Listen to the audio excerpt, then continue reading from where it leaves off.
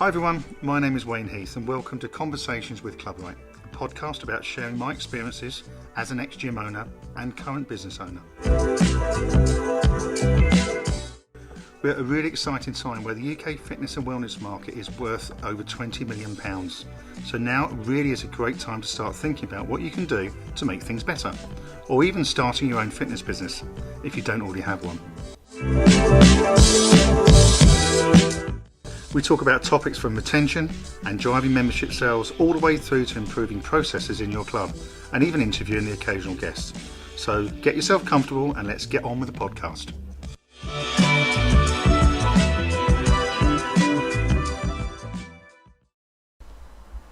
Welcome to another Conversations with ClubRight, and I'd like to sort of welcome Charlotte to the office today. So we're going to sit down and talk about GDPR. Yes, very exciting stuff. Absolutely. From your point of view or our customers? From everybody's point of view. A lot of people don't think that GDPR is relevant to their businesses, maybe because they've got a small business and maybe they think that it's just something for bigger businesses to be involved in. But certainly any new business should be considering this at the beginning. Yeah, and it's one of those things that is easily forgotten because people are running around sorting out the accountant, the bank account, how they're going to get paid, equipment for their gyms and all manner of different stuff, but certain things like GDPR, and we've got loads of stuff to cover today, so it'll be exciting, but it's that kind of thing. Stay excited, Wayne, stay excited. I'm in the zone, I'm in that zone. But it's all about the kind of stuff that can actually trip you up that you could easily prevent. Yes. And that's the bit that's key. So for me, I'm going to be talking a lot about that today, so it's going to be exciting. So we know what you specialise in. So how did Woolven-Brown start? Tell me more. I was a qualified solicitor for about 20 odd years, and I specialised in contract law, employment law, compliance. And it got to the point where, do you remember that flood of emails that were coming through about, are you ready for GDPR? It's coming, it's coming. Yes. And there were a lot of sort of memes around it and that sort of thing. And it got really quite stupid, actually, didn't it, at one point? And it got to the point where a lot of my clients were saying to me, Charlotte, what do we do about GDPR? And so I said, okay, look, I'll tell you about it. And I came in and sat down with a number of my clients.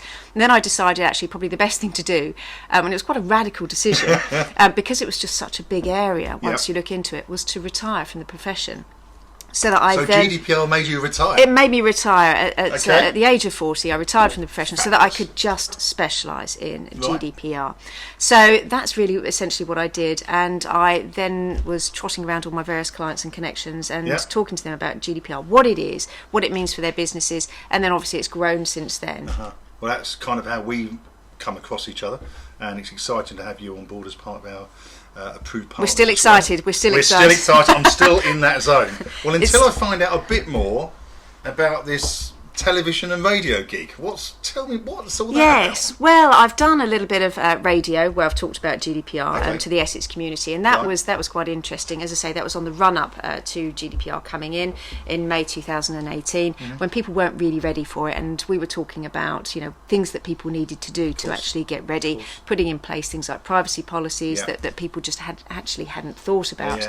But one of the most important things was training of staff. People didn't actually understand, the fact that members of staff could actually get them into some hot water if they didn't know how to handle people's data. It's just the whole team, one person could ruin it for everyone. That's right, yes, absolutely. Particularly if you have a data breach and you don't know what to do, and you've only got 72 hours to deal with it. So absolutely, it's quite quick. So that was radio. Television was something a little bit more different. I was asked to host a TV show. It was a cooking show. Yeah, it was a cooking show. So we've now gone from GDPR to cooking. Yeah, it was a bit of fun, but what was quite interesting about this was just before GDPR came in. I mean, just before, and they provided lots and lots of paperwork and documentation to confirm that any sort of pictures on the wall of my children, things like that, that they had the consent from both the parents. No, it was filmed in the solicitor's office where I was working at the time, and absolutely everything. They covered off data protection immaculately. Really? So the TV industry are really hot on this before GDPR came in.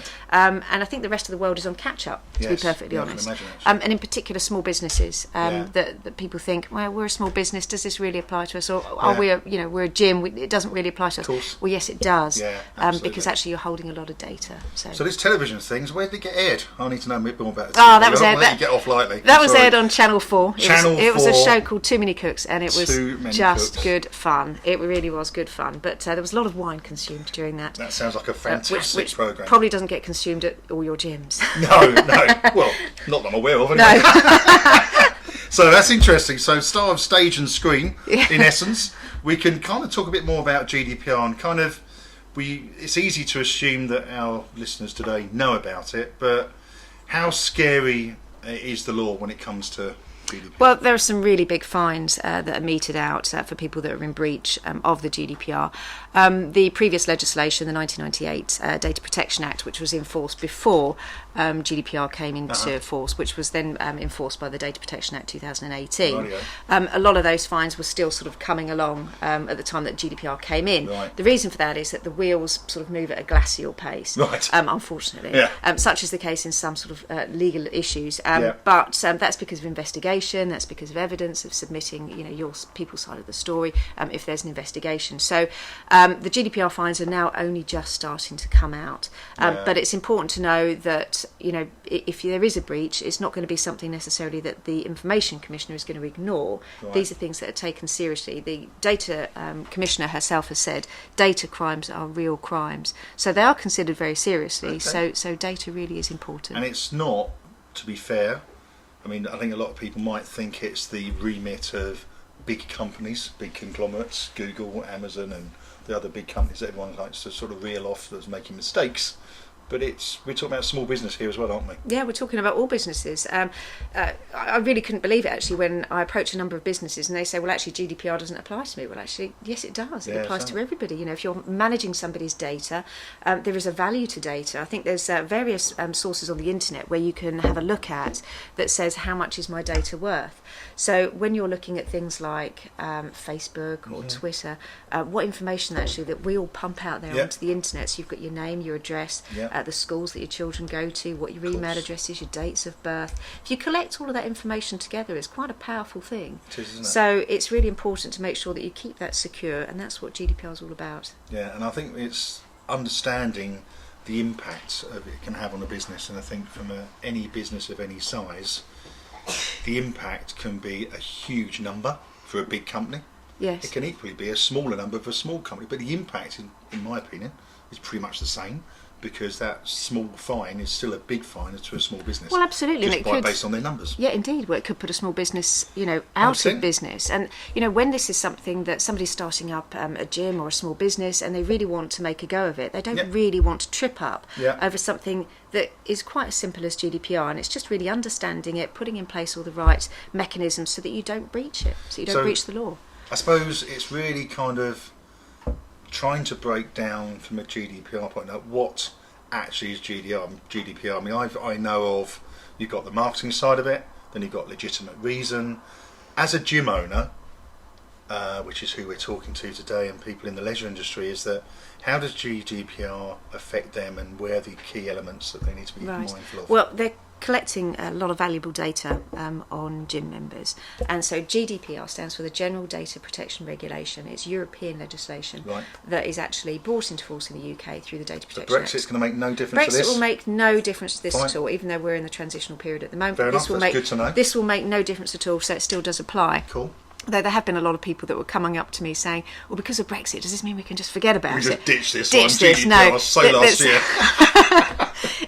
That's not the case at all. The Data Protection Act brings this firmly into place in the UK and under UK legislation. So those fines are still there and can still actually bite. So it's really important for gym owners just to, first of all, understand really what GDPR is, and if they don't know, to ask. And secondly, to put in place the right mechanisms about sort of privacy policies, know what they would do in the event of a data breach, and just make sure that their terms and conditions are all in good order. Because as I see it, you've got things like legitimate reason. So, for example, correct me if I'm wrong on this, because we need to make sure we're right, and I like to think we are. But in terms of legitimate reason, someone emailing a customer to tell them their Zumba class is cancelled this afternoon because Wayne, the Zumba instructor, can't do it. That's legitimate reason, yeah? I didn't know you did Zumba. Yes. I'm very talented. Quick mover. So I've been told. But the point is that that is a legitimate reason. Yeah, no, absolutely. So there's not a GDPR issue there, is there? No, there's not a GDPR issue there. You have a contract with a gym, and you're saying, we're going to be doing all of these classes, whether it's Pilates, whether it's Zumba, whatever it is. Don't knock Zumba, I'm good.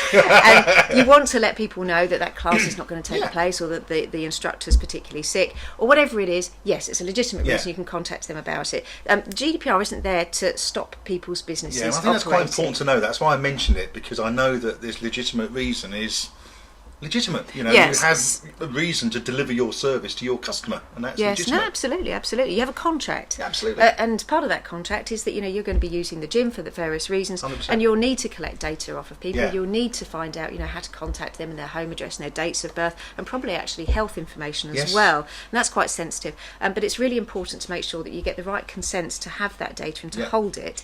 But part of GDPR is that you will have the correct technical organisational measures. I call it TOM. Right. I think of Tom Cruise. It's my own personal thing. Fair enough. You must have the technical organisational measures in place to make sure that you're keeping that data secure. Okay. So you're not keeping it on, say, for example, a laptop that's got no password protection or security, and that you're making sure that everything's got sort of backups, and those backups have also got certain protections. A lot of this is just common sense. It is common sense, and it's really quite straightforward. But a lot of people get a bit scared by it and think, what is this GDPR, and how does it apply to us, and can we just forget about it? Well, the answer is obviously no. Of course. But it doesn't take much just to understand really what the concept is. As you rightly say, it is common sense. So legitimate reason kind of ticks that one. That's right, yes. But if I decided to send a communication out to past members or existing members to say there's a new membership offer to buy, and I haven't actually consented to receive an email or a text message, for example, for that offer, does that change it?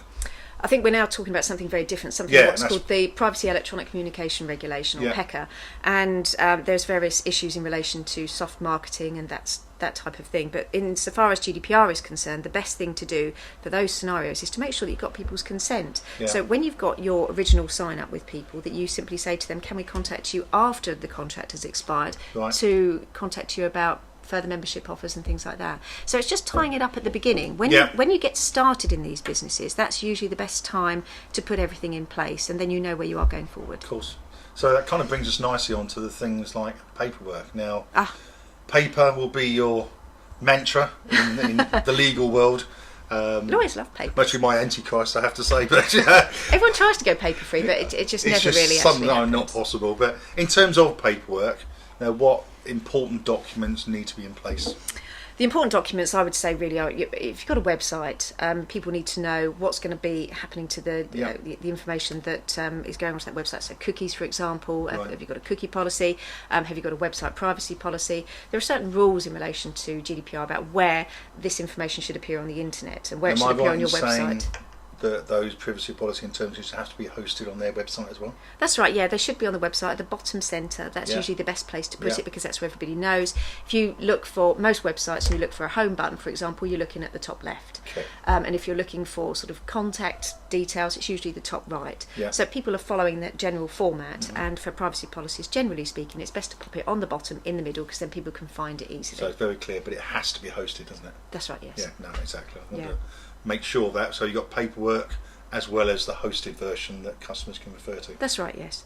Cool. Yes, then it's there, isn't it? And everybody can see it whenever they know. And it's transparent, isn't it, that way? It's very easy, anyone can see it on any device, and if things are updated and changed, they can be easily updated and changed in that way. Well, absolutely. People should actually review these things once a year. That's a good point, actually. I was going to ask that, because you say annually that should be looked at? Annually that should be looked at. Every year you should be registering with the Information Commissioner if you are processing people's data. Now, if you're not sure whether or not you should be registering with the Information Commissioner, and there is a link actually on the Information Commissioner's website. So if you just do a Google search, you can come up with that information, and you follow one of these little checkbox things, and it tells you whether or not you should actually register. If it comes up that you should register and you don't, you're actually committing a criminal offence. So it's really important to pay. I think it's only about sort of £40, something like that. And if you're a limited company and a director, you're personally responsible, Well, absolutely. So it's really, really important for just to go through that and make sure whether or not you should register. If you should, and it's pretty likely that you would have to because you're processing people's data, then you'll need to pay that fee every single year. And you get a certificate, don't you? A lovely certificate, yes. And that has to be on display in the premises?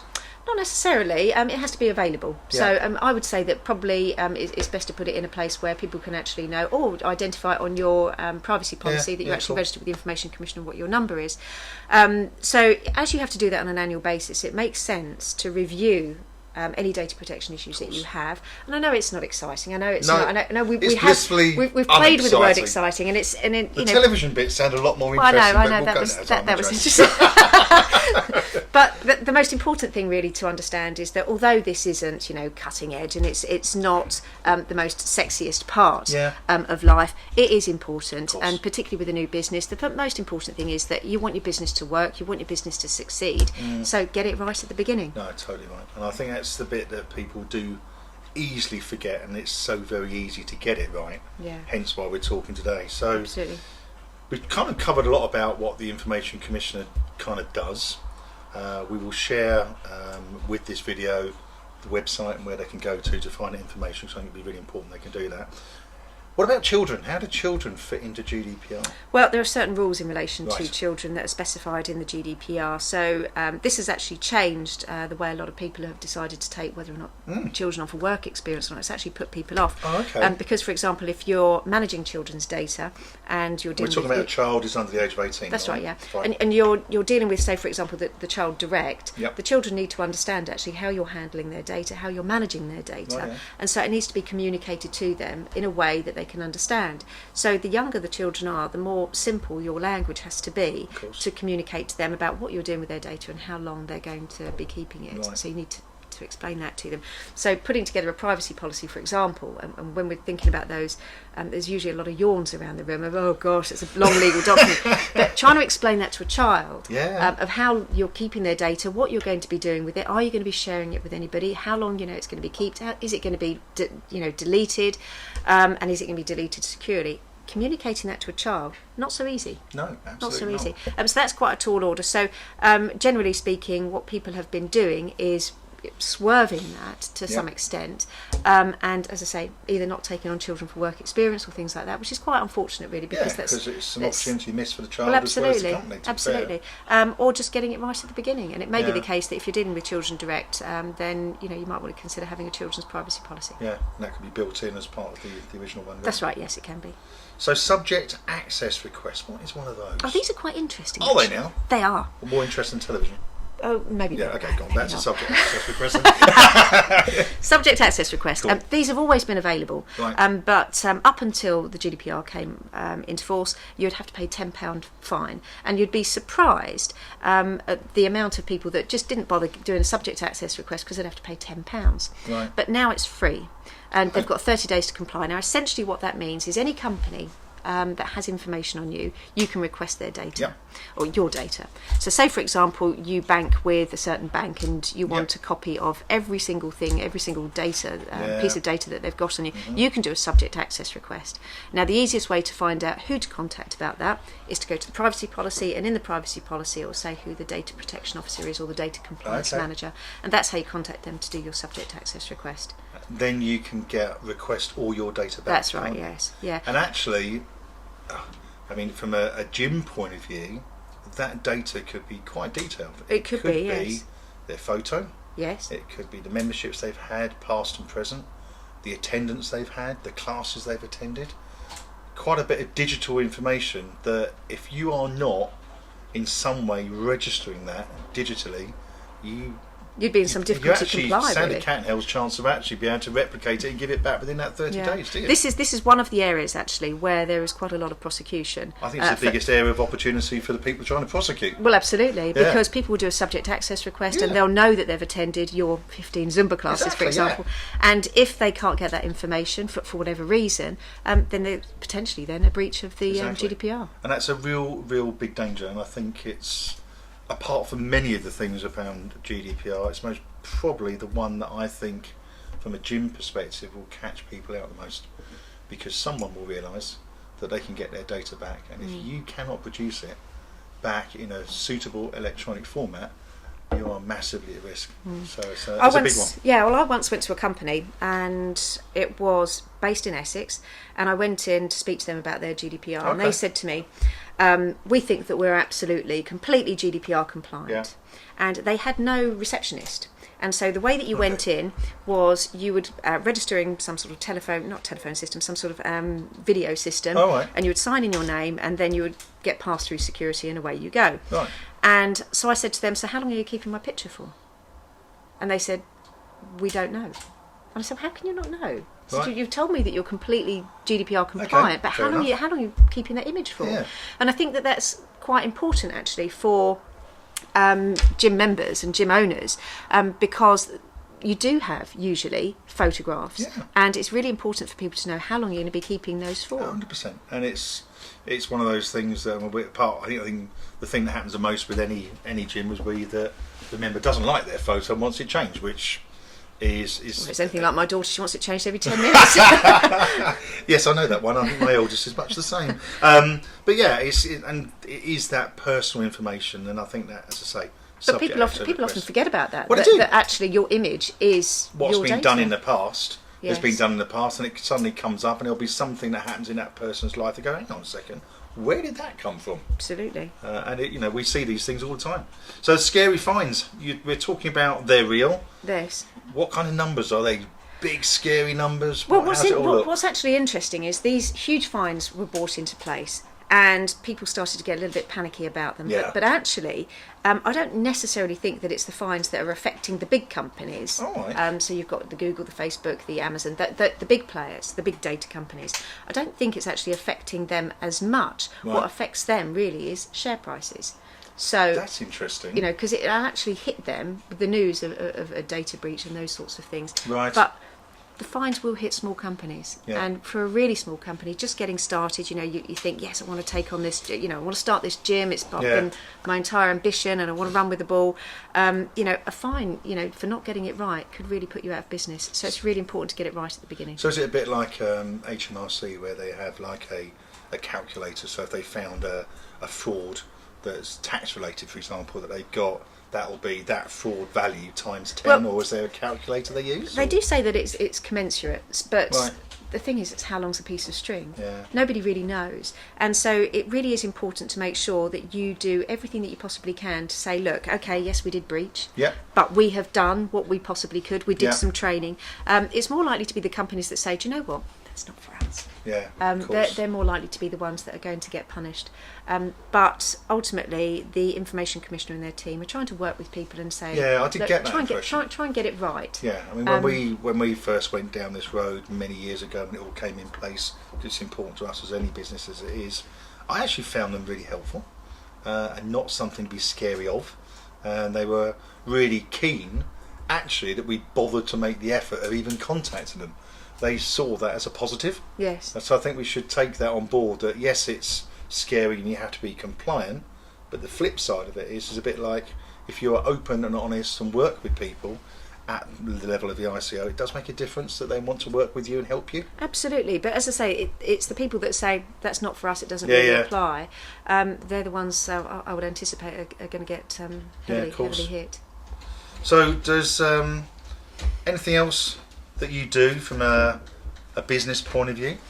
Well, for small businesses, we obviously help out as many people as we possibly can. So if they need things like contracts of employment or direct to service agreements, things like that, we're happy to help out with those sorts of things. Okay. So it's not just an expert in GDPR then? Well, GDPR is our flagship. Right. It's our flagship, and it's what we do.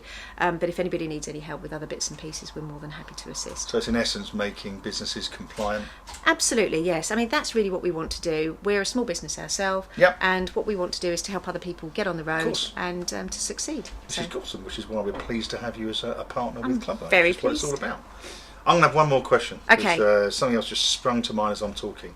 Is there'll be clubs out there who've most probably done not a lot so far, realising maybe after hearing us today that they might need to do something. And they're excited as well, Wayne. They're going to be very excited, very excited, because GDPR is exciting. Yes. That we're going to be talking about, say, a club's been open for many, many moons.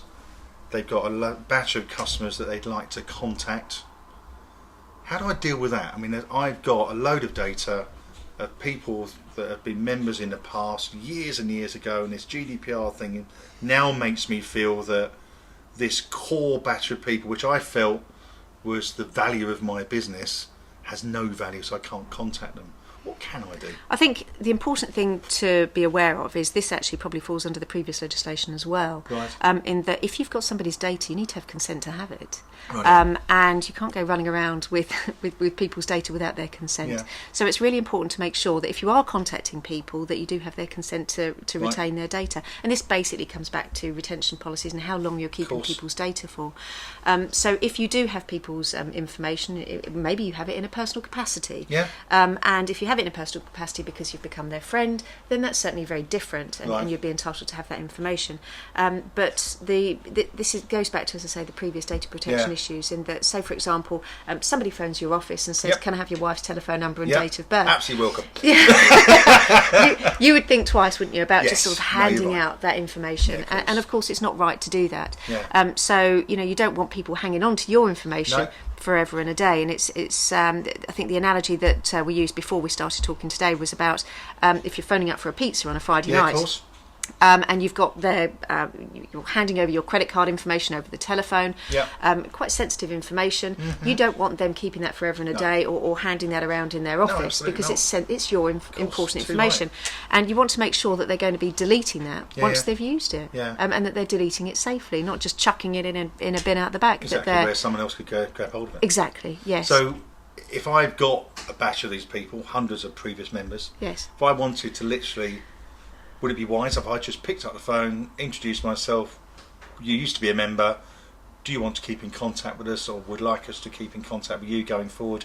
Yay or nay? Would that be acceptable to make that phone call to say, look, we're updating our records? Again, it comes back to you'd be entitled to make that phone conversation, but you need to know how you've acquired that data and why you've still got it. Right. Okay. So if I'm just assuming that they were an existing member from before, and I'm just literally picking up the phone to ask them if they want to continue to be on our records. Yes, I don't see that there's an issue with that, providing you've got the consent. Exactly. Fair enough. That's cool. Well, do you know what? That's been fascinating. And exciting. Exciting. That's the bit that I'm really going to take. That GDPR is definitely exciting. But no, thanks again. And Charlotte, your influence and expertise in this field, we're proud to have you as a partner with ClubRight. And it's good to work with you. Helping our customers and others to understand how the impact of GDPR can affect their business. Excellent. So thanks for your time today. No problem. Thank you. Thanks. Thanks for listening. We want to help as many business owners as we can in this podcast. So remember to share it with your friends and let us know what topics you would like us to talk about next. See you next time.